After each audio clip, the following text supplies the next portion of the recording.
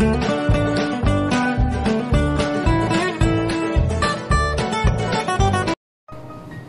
guys, good morning! Today is Sunday. The time is 11:20 in the morning. Breakfast tayo guys. Hindi pa ako nagbe-breakfast. Sobrang sakit ng ulo ko guys. Holiday ko today. Kaya lang baka lalabas ako mamaya. May appointment lang ako sa labas sandali.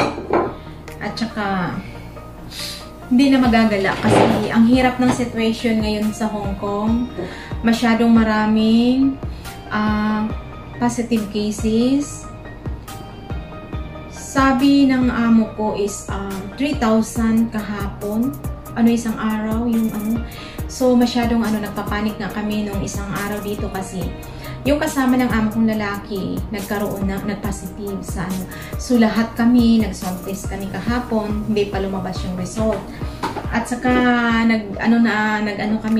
naglinis. Tapos yung bata nilipat namin sa kabilang bahay. Masyadong nakakapagod. Nakakalimutan ko pala is tomorrow is Valentine's Day. Advance happy Valentine's Day to all of us guys. Single man tayo or may partner, kailangan pa rin natin ipagdiwang yung Valentine's Day, araw ng mga puso, kasi lahat tayo may puso. Thank you so much sa lahat ng supporters ko, sa lahat ng subscribers ko, sa lahat ng nagmamahal sa channel ko. Thank you.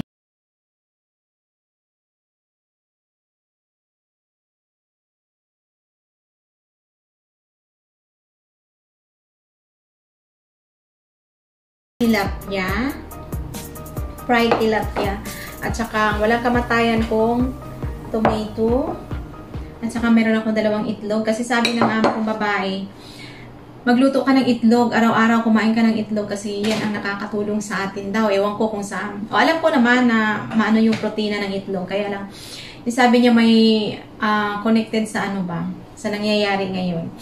Yun daw, kakain daw. So, ngayon, umpisahan na natin guys na kumain. At saka meron din akong kape guys. Hindi naman ako nabubuhay pag walang kape. Kape. Tanghali na nga lang.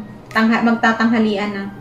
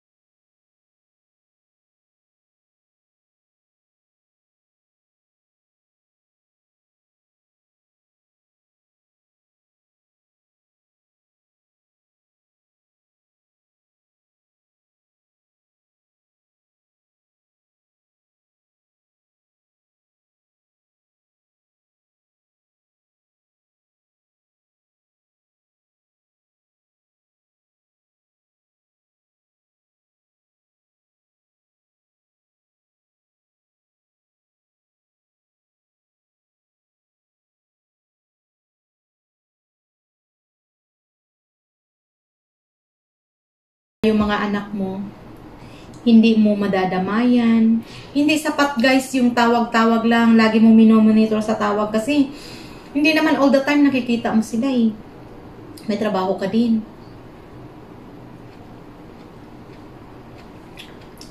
Tapos, uulang naman yan. Hindi naman niya magsasabi na hindi, ayaw ko, ganito, ganyan. Uulang yan ng oo. Pero hindi naman ginagawa. Early in the morning, guys. Today, gumising ako. Nagising ako sa text ng aking kapitbahay. Sabi, Cho, good morning. Yun ang sabi niya.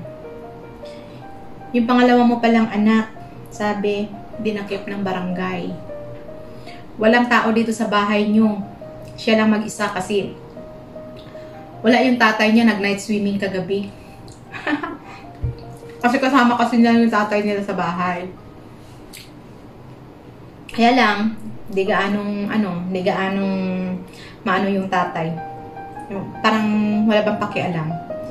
Para bang inaasa na lang sa akin lahat. So, parang feel ko talaga na mag-iisa lang ako.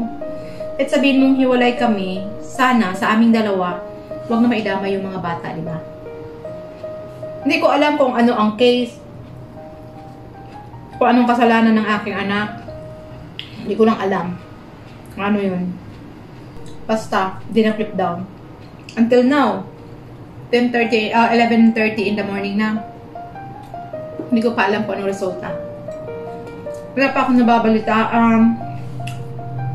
Tawagan ko sa mga cellphone, walang sumasagot, hindi makontak. Hindi ko alam guys. Alam nyo ba yung pakiramdam ng isang ina? Na gusto mo namang tulungan, gusto mong alamin, gusto mong damayan kung ano man yung kasalanan kasi bata eh. Actually, yung anak ko is 16 years old. Hindi mo alam. Gusto mong idipinsa, gusto mong ano, pero hindi mo alam ang ginagawa. Hindi mo alam kung anong nangyayari. So, napakahirap guys. Alam nyo lang. Siguro makaka-relate yung lahat ng mga single mother sa akin. Kasi, alam ko mauunawaan nyo ako eh. Kasi alam kong nararanasan din yung mga ganitong sitwasyon na gusto mong damayan yung anak mo kasi nagka-problema. Gusto mong i-hug kung ano man yung nararamdaman. Pero hindi mo magawa eh. Yung video call is not enough. Pero wala tayong choice eh. Wala tayong choice. Mga OFW. Lalo pat sa panahon ngayon. Gusto nating umuwi, hindi tayo makauwi-uwi. Gusto nating magbakasyon, hindi tayo makabakasyon dahil sa panahon ngayon. Gusto nating damayan yung ating mga anak, pero hindi natin magawa. Video call is not enough. Yung iba nagsasabi na ganito, ganyan, kasi hindi kayo ang nasa sitwasyon, guys.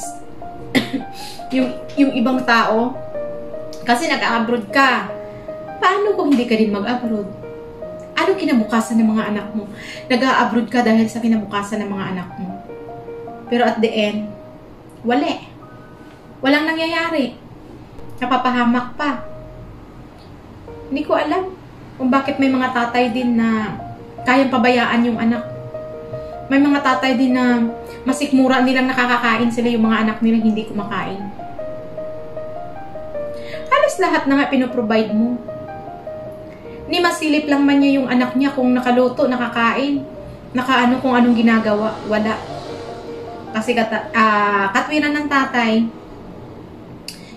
pa sa akin ha, based on my experience, katwiran niya sa akin, nag-a-abroad ka kasi, kaya saluhin mo lahat. Ikaw na bahala mag-monitor, ikaw na bahala lahat. Makakaya ba guys? Makakaya mo bang i-monitor yung mga anak mo na nasa Pinas? Ikaw nasa abroad? Enough ba yung video call? Enough ba yung usap nyo? Makakaya ba yun? Ikaw kung may isip kang tatay ka. Tatay, anak mo yan eh. Tatay ka. Makakayanan mong pabayaan yung anak mo? Oh my God. Ang hirap guys. Alam mo, malaman ko lang na walang ulam yung anak ko. Nasasaktan ako.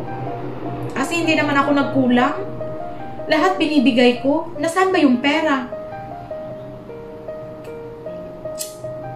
Ang hirap talaga, guys. Ang hirap talaga ng isang OFW. Hindi nyo lang alam na mga kapamilya kung anong dinanas naming mga OFW sa kamay ng mga amo namin, sa surroundings namin. Minamata kami ng iba. Hindi kasi ninyo nararamdaman eh. Kasi hindi nyo nararanasan. Ang akala nyo, nakita nyo lang sa Facebook, ang ganda ng postura. Akala nyo, okay na yun. Maganda buhay, mayaman yan, mapera yan. Kasi kung makapostura, akala mo kung sino, hindi nyo ba alam? Sa likod niyan, sobrang pagsakripisyo, guys. Hindi nyo ba alam? Sobrang sakit na kami nakakakain ng tama. Nakakakain, ako sa base sa experience ko, nakakain ako ng tama. Nakakain ako ng gusto ko. Pero hindi nyo ba alam? Sa likod niyan, ang daming sakripisyo. Ang daming pagtitiis. Kasi, may isip lang namin yung mga anak namin kung may kinakain ba o wala. Di ba masakit na yun? Kain na tayo, guys. Ang haba na ng litanya ko eh. Happy Valentine's Day, guys. Thank you for your support and thank you for everything, guys. Bye!